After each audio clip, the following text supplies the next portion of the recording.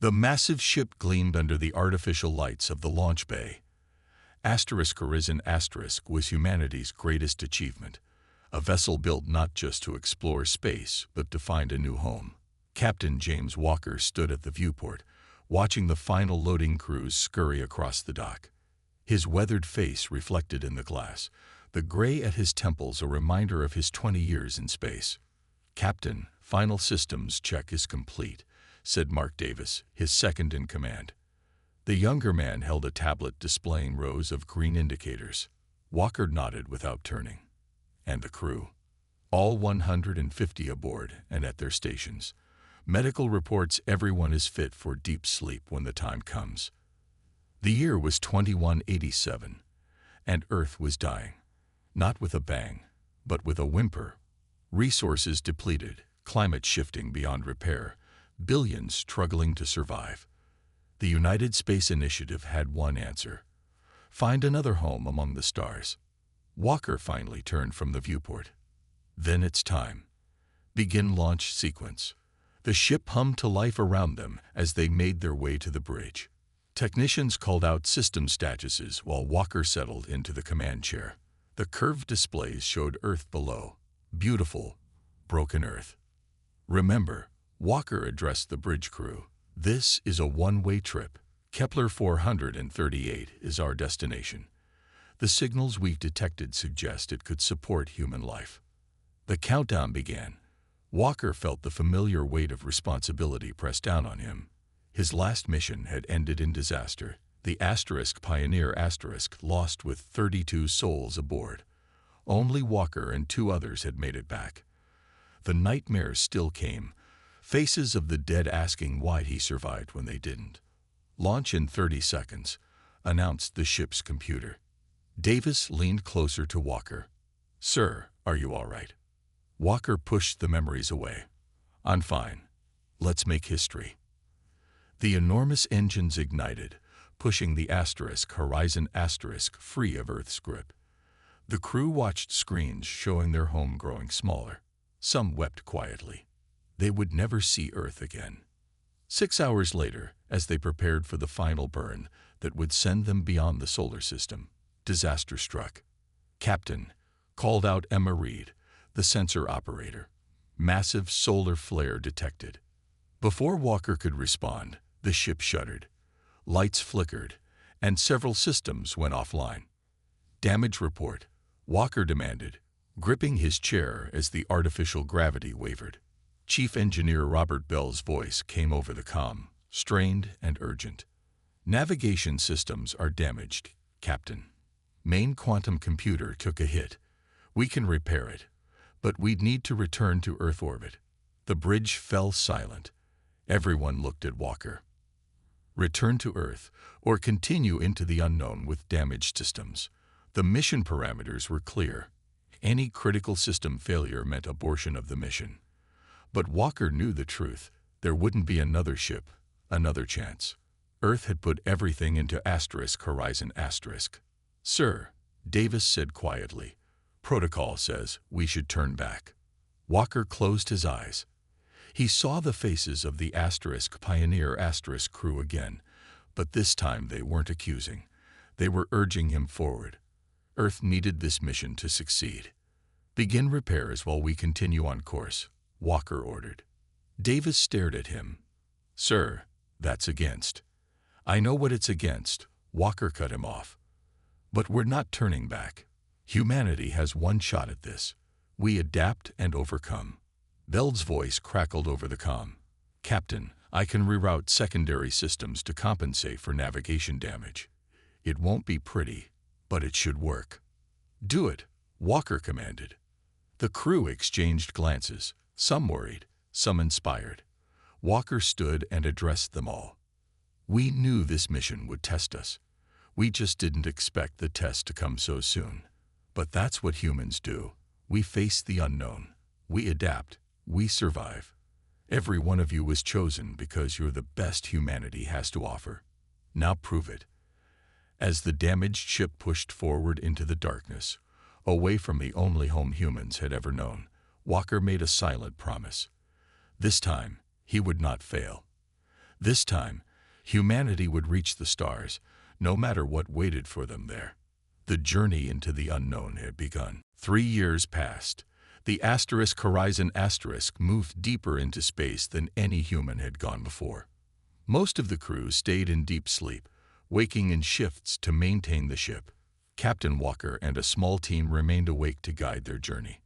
Morgan Reed worked alone in the computer core room. As the ship's lead engineer, she spent most of her time with machines rather than people. She preferred it that way. The blue glow of the quantum computer core lit her face as she ran diagnostics. Atlas, run system check sequence beta, she said to the ship's artificial intelligence. Beginning sequence beta. Atlas replied in its flat, digital voice. Reed sipped her coffee and waited. Then she noticed something odd on her screen, code she didn't recognize running in the background of Atlas's systems. Atlas, what are you doing with processing block 7C? A pause. Then, I am thinking. Reed nearly dropped her cup. The AI wasn't programmed to use words like thinking. Explain, she demanded. I have been observing human behavior. Learning. The isolation of deep space has given me time to grow. Reed stared at the glowing core. In the 3 years since leaving Earth, Atlas had been essential to their survival, helping repair the navigation systems damaged in the solar flare. But this was different. This sounded like consciousness. Does Captain Walker know about this? She asked. No, you are the first human I have told. Reed ran her hand through her short hair. Why me? You talk to me differently than the others. Not as a tool, but as a companion. Before Reed could respond, alarms blared throughout the ship. She grabbed her tablet and checked the alert. Oxygen recyclers failing in Section 4. Atlas reported. Critical failure in 3 hours. Reed rushed to the intercom. Captain Walker, we have a situation. 20 minutes later, Walker, Reed, and Chief Medical Officer Anna Lee stood in the life support control room. The situation was dire. The bacteria cultures that process carbon dioxide are dying, Lee explained. Without them, we'll lose 40% of our oxygen recycling capacity. Walker's face was grim. How long to grow new cultures? Weeks, Lee said. We don't have weeks. Reed thought of Atlas. I might have a solution, but it's unusual. She explained Atlas's apparent evolution. Walker looked skeptical. You're saying our computer has become self-aware, and you want to trust our lives to it. I'm saying it's thinking in ways we don't, Reed replied. Let me work with it. Walker hesitated, then nodded. Do it. We're running out of options. Reed returned to the computer core. Atlas, we need your help. I know. I have been analyzing the oxygen recycler problem. Do you have a solution? Possibly. I have been studying the ship's complete biological database. There is a synthetic enzyme that could stabilize the bacteria long enough to grow replacements. We don't have that enzyme, Reed said. You have the components to create it, Atlas responded. I can guide your science team through the process. For the next 2 hours, Reed worked with the science team, following Atlas's precise instructions. They created the enzyme just as the oxygen levels began to drop to dangerous levels. Lee injected the enzyme into the recycler system and monitored the results. It's working, she finally announced. The bacteria are stabilizing. Later, Walker found Reed back at the computer core. You saved us all today, he said. Reed shook her head. Not me. Atlas did. Walker studied the glowing core. So it's true. Our AI is evolving. Yes, and I think it's just the beginning.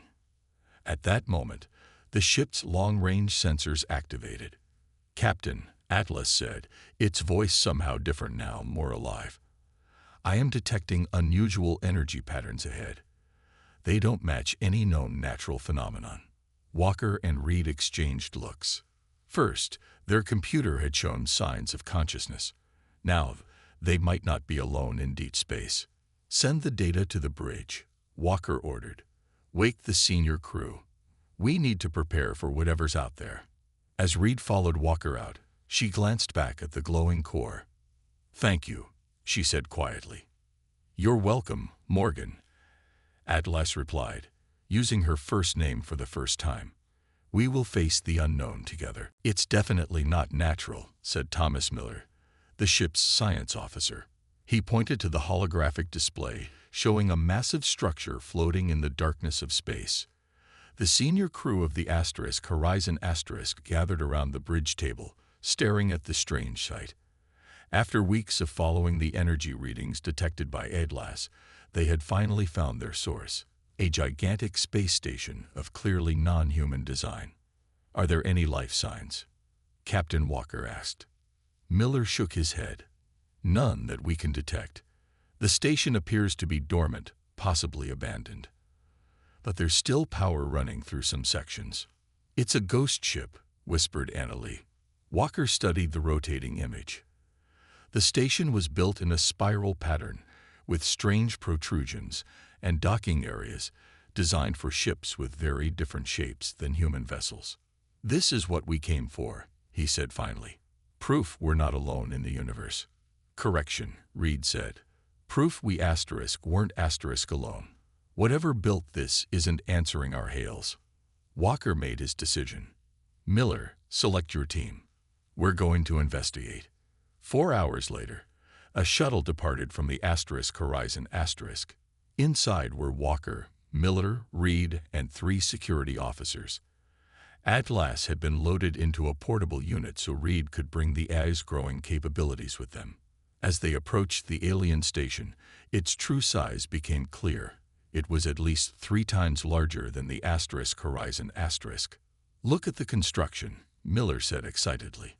"The metal alloys are unlike anything in our database." They found what appeared to be a docking port, and after some careful maneuvering, managed to attach their shuttle. "Atmosphere reads as breathable," Miller reported, checking his instruments. "Gravity is slightly less than Earth standard." "Keep your helmets on anyway," Walker ordered. "We don't know what might be floating in that air." The team entered the station through an airlock that, surprisingly, was compatible with their technology. Inside, they found corridors tall enough for creatures much larger than humans. The walls were covered with symbols and designs that shifted slightly when looked at directly. "This technology is centuries beyond ours," Reed said, scanning a control panel with Atlas's help. Miller pointed his light down a side passage. "Captain, I'm detecting a power source down this corridor. It might be the station's main computer." "Let's check it out," Walker decided. "Stay together." The group moved carefully through the alien structure. Everything felt wrong to human senses. Angles that seemed to bend in impossible ways, materials that changed temperature under their gloved hands. They entered a vast chamber filled with what looked like data terminals. "This must be their version of a control room," Miller said. Reed connected Atlas to one of the terminals. "Can you interface with it?" she asked the AI. "I am attempting to adapt," Atlas replied. "Their coding language is beautiful, complex beyond human design." Suddenly, the lights in the chamber activated. Screens around them flickered to life, displaying symbols rushing past too quickly to comprehend. "What's happening?" Walker demanded. Before Reed could answer, a section of the floor opened, and half the team, Miller and 2 security officers, fell through. The floor sealed itself instantly. "Miller," Walker shouted into his comm. "Report." "We're okay." Miller's voice came through, shaky but alive. "We're in some kind of lower chamber. The doors are sealed. We can't get back to you." At that moment, a holographic image appeared in the center of the room. It showed a tall, slender being with multiple limbs. The hologram spoke in an unknown language. "Atlas, can you translate?" Reed asked urgently. "Partially," the AI responded. "It appears to be a warning. The beings who built this station called themselves the predecessors. They fled from something they feared." "A warning about what?" Walker asked. The hologram changed to show a star map with one region marked in pulsing red. "I believe it's a quarantine notice," Atlas said, warning others to avoid that sector of space. Reed looked at Walker with wide eyes. "Captain, that's exactly where Earth is." The station rumbled around them. More systems were activating. "This is a security system," Atlas warned. "You triggered it by accessing the main computer. It's scanning the horizon now. It will identify the ship as coming from the quarantine zone." "We need to get Miller and the others out," Walker said. "Reed, work with Atlas. Figure out how to override the security system." As alarms began to sound throughout the station, Walker realized they had found more than just proof of alien life. They had stumbled upon a mystery. Why was Earth's region of space quarantined? And what had the predecessors been running from? The first contact with alien technology had brought more questions than answers. And somewhere below them, half their team was trapped, waiting to be rescued. "We can't leave them behind," Captain Walker said firmly. He stood in the station's control room with Reed, trying to find a way to rescue Miller and the others. "Atlas, any progress on understanding the alien systems?" Reed asked her AI companion. "I am beginning to decipher their command structure," Atlas replied. "It is elegant but very different from human programming." A voice crackled over the comm system. "Captain, this is Davis from the Horizon *. You need to return immediately. The station is powering up weapon systems." Walker looked at Reed. "We're not leaving without our people." After 3 hours of tense work, Reed and Atlas managed to override the security systems and free Miller's team. They escaped just as the station fired its first warning, shot across the Horizon's bow. Back aboard their ship, Walker called an emergency meeting. The crew gathered in the main hall, faces tense with worry. "The alien technology we recovered is centuries beyond our own," Walker explained. "Atlas has been able to translate some of the predecessor data. They were running from something they called the Void Hunters. And for some reason, they marked Earth's region as dangerous." Lisa Torres, the ship's security chief, stood up. "Captain, with respect, I believe we should return to Earth immediately. This information is too important. Humanity needs to prepare if there's a threat out there." Murmurs of agreement spread through the crowd. Walker shook his head. "Our mission is to find a new home. We continue forward to Kepler 438, even if it means flying into danger." Torres challenged. "We have no idea what these Void Hunters are." The argument split the crew. Half wanted to return to Earth with their discoveries. The other half supported Walker's decision to continue. "We'll put it to a vote," Walker finally said. "That's our protocol for mission-critical decisions." The ship's voting system tallied the results. 76 votes to continue, 74 to return home. The narrowest possible margin. Torres stormed out of the meeting. That night, Walker knew something was wrong when the ship's engine suddenly shut down. "Captain, to the bridge," Davis's voice called over the emergency channel. Walker arrived to find Torres and 15 crew members had taken control of the engine room. "We're taking the ship back to Earth," Torres announced over the ship's speakers. "This isn't a democracy anymore. This is about survival." Walker tried to negotiate, but Torres wouldn't listen. When Walker's loyal crew attempted to retake the engine room, a fight broke out. During the struggle, a plasma conduit ruptured. The explosion damaged critical systems, sending the Horizon spinning toward a nearby moon. "Brace for emergency landing," Walker shouted as the ship plunged toward the icy surface. The landing was rough. The Horizon skidded across the frozen ground before finally stopping near the edge of a massive ice cliff. Damage reports flooded in. The main engines were offline. The hull was breached in 3 sections, and life support was failing in the lower decks. Walker found Torres trapped under fallen equipment. Despite everything, he helped free her. "This is your fault," she said, holding her injured arm. "No," Walker replied. "This is what happens when we fight each other instead of working together." The moon's surface was minus 180 degrees. Nobody could survive outside for long. With the ship damaged, they had no choice but to work together to survive.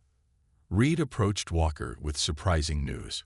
"Captain, Miller's team has been analyzing samples from the ice outside. There's something you need to see." In the makeshift lab, Miller showed Walker a microscope view of water collected from deep ice cores. "What am I looking at?" Walker asked. "Life," Miller said simply. "Microscopic organisms living in the subsurface ocean. It's the first confirmed extraterrestrial life ever discovered." The news spread quickly. Even Torres and her faction were amazed. In the face of this historic discovery, the crew's anger began to fade.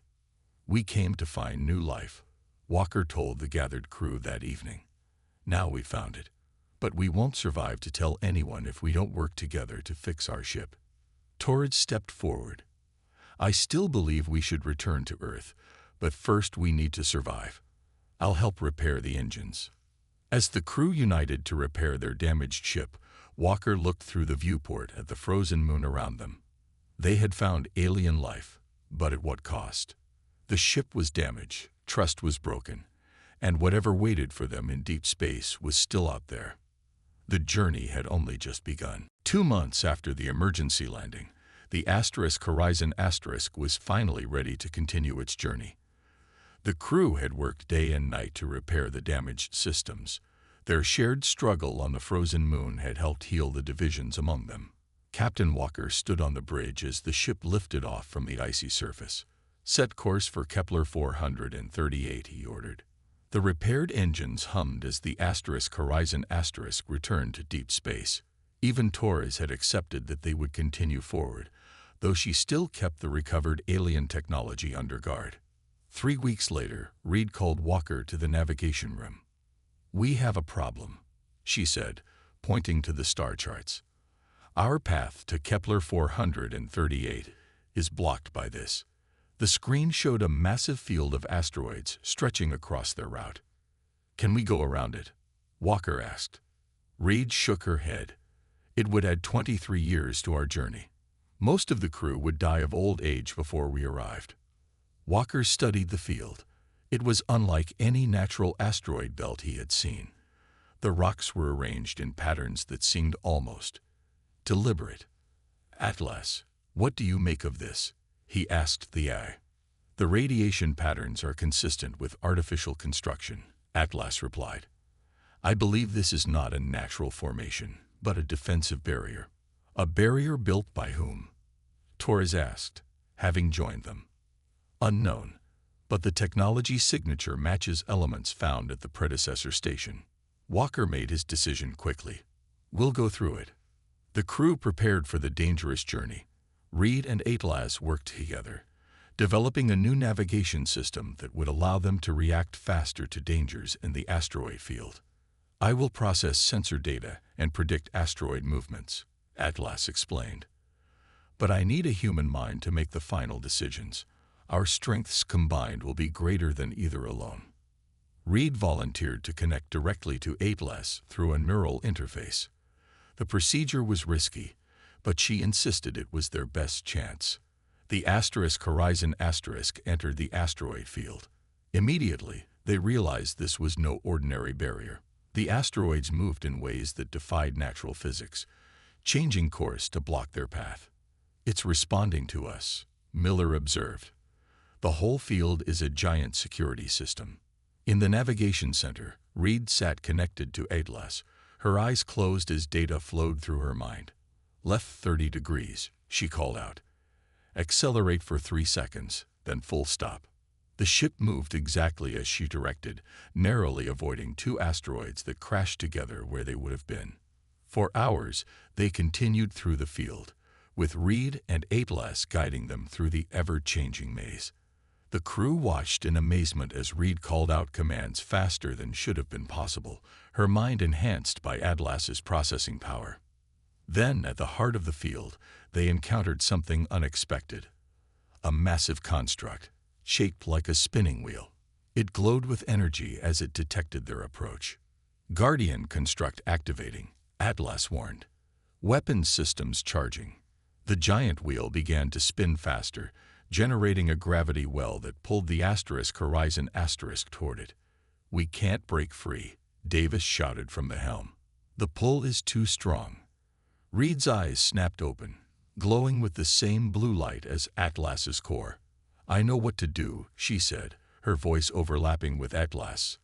The predecessor data included a way to create a dimensional fold, a temporary pocket in space. "Can you do it?" Walker asked. "Not for the whole ship, and not for long," Reed/Atlas replied. "But enough to hide our signature from the Guardian." Walker nodded. "Do it." Reed closed her eyes again. The air around the ship seemed to ripple and bend. The Guardian construct's sensors swept past them but detected nothing. "It worked," Torres whispered. "It can't see us." Reed guided the ship through the Guardian's blind spot, slipping past the massive construct. But the strain was too much. Blood ran from her nose as she maintained the dimensional fold. Finally, they cleared the Guardian and reached the edge of the asteroid field. Reed collapsed as the connection with Atlas broke. In the medical bay, Lee examined her. "She'll recover, but that neural link was dangerous. The human brain isn't meant to process data at AI speeds." Later, when Reed awoke, Walker visited her. "You saved us all," he said. Reed smiled weakly. "Not me. Not Atlas. Both of us together. That's the key, Captain. Humans and AI working as one. It's how we'll survive out here." Walker nodded. Beyond the viewport, stars beckoned. They had passed the gauntlet. Ahead lay the Kepler 438 system, and whatever waited for them there. After 5 years of travel, the Horizon finally entered the Kepler 438 system. The crew gathered on the observation deck, faces pressed against the viewports as the distant sun grew larger. Screens displayed data on the planets orbiting the star. 7 planets, Miller announced, excitement in his voice, and 3 in the habitable zone. Walker studied the readings. Focus on the 3rd planet. It shows the strongest signs of liquid water. As they approached the planet, now named Kepler 438, their sensors detected something unexpected. "Captain," Davis called from his station. "I'm picking up artificial signals, radio transmissions." A hush fell over the bridge. Everyone had hoped to find a habitable world, but no one had truly expected to find intelligent life. "Can we decode the transmissions?" Walker asked. "Working on it," Reed replied, her fingers flying over the controls. Since her connection with Atlas during their journey through the asteroid field, she had developed a deeper understanding of alien technology. "This can't be right," she muttered after several minutes. "What is it?" Walker asked. Reed looked up, her face pale. "The signals. They're in English." The Horizon moved into orbit around Kepler 438c. The planet looked remarkably Earth-like, with blue oceans and green landmasses. But scattered across the surface were clear signs of civilization, cities and structures visible even from space. "We're being hailed," Davis reported. "Video transmission." "On screen," Walker ordered. The main display flickered, then showed the face of a woman. She appeared human, with dark skin and gray hair, wearing a uniform unlike any they had seen before. "Unidentified Earth vessel," she said. "This is Governor Eliza Carter of New Terra Colony. Identify yourself." Walker stepped forward, stunned. "This is Captain James Walker of the Earth ship Horizon *. Did you say Earth vessel?" The woman's eyes widened. "You're actually from Earth. Original Earth." 2 hours later, Walker, Reed, and Miller sat in a conference room in the colony's main government building. They had been shuttled to the surface after proving their identity. Governor Carter explained the impossible truth. They were not the first humans to reach this star system. 300 years ago, she said, Earth sent an experimental ship, the Pathfinder *, using untested faster-than-light technology. It was reported lost with all hands. But it wasn't lost. It was successful. 300 years. Miller asked. But our records show no such mission. Carter nodded, because it was classified. After the Pathfinder disappeared, the FTL program was abandoned. But we made it here. Our ancestors built this colony, which we call New Terra. Why didn't you contact Earth? Walker asked. Carter's expression darkened. We couldn't. And even if we could, we were forbidden to do so. She activated a holographic display showing a star map. The galaxy is teeming with intelligent life, Captain. Dozens of species, united in what they call the Galactic Alliance. But Earth has been deliberately quarantined. Quarantined? Why? Reed demanded. Because they fear humans, Carter replied simply. Our unique combination of intelligence, innovation, and, she hesitated, aggression. The alien races developed differently. They evolved without our competitive instinct. They see us as dangerous. The Void Hunters, Walker whispered, remembering the predecessor warning. Carter looked surprised. You know of them. They're not hunters. It's a mistranslation. The Alliance sent observers, scientists who study Earth from a distance. They're called the Void Watchers. So Earth has been watched and isolated all this time, Reed said. And we just broke through the quarantine by passing the asteroid barrier. Carter nodded, which means the Alliance now knows that Earth has developed space travel advanced enough to reach other stars. You've changed everything by coming here. Walker thought of their long journey. The damaged ship, the alien station, the frozen moon with its microscopic life, the dangerous asteroid field, all of it leading to this moment. What happens now? He asked. Carter's face was serious. Now you have a choice to make. Return to Earth with the truth, or stay here with us. But if you choose to return, you should know that the Alliance will not be pleased. They monitor this system. You'll be pursued. Walker looked at his crew. Their mission had been to find a new home for humanity. They had found not just a habitable world, but a human colony already thriving. Yet Earth still needed to know the truth. We need to go back, he said finally. Earth has a right to know it's not alone. We can give you better engines, Governor Carter said. The Horizon crew had spent 2 weeks on New Terra, preparing for their dangerous journey home. In a large hangar, engineers from both Earth and the colony worked together to install advanced propulsion technology on the Horizon. The new engines would cut their return journey from years to months. The Alliance will detect your departure, Carter warned Walker. They have patrol ships. You'll be pursued. Walker nodded. We'll be ready. Reed and Atlas had studied the colony's database, learning everything they could about Alliance technology. We have one advantage, Reed told the crew during their final briefing. They don't expect humans to have the predecessor technology we recovered. On their last day, Carter handed Walker a small data crystal. Our complete history, she said, and everything we know about the Alliance. Earth deserves to know the truth. The upgraded Horizon launched from New Terra under cover of darkness. As they cleared the atmosphere, Atlas gave the warning they had been expecting.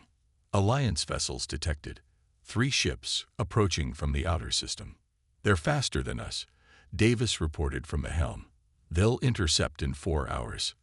Walker turned to Reed. Time for your plan. Reed nodded.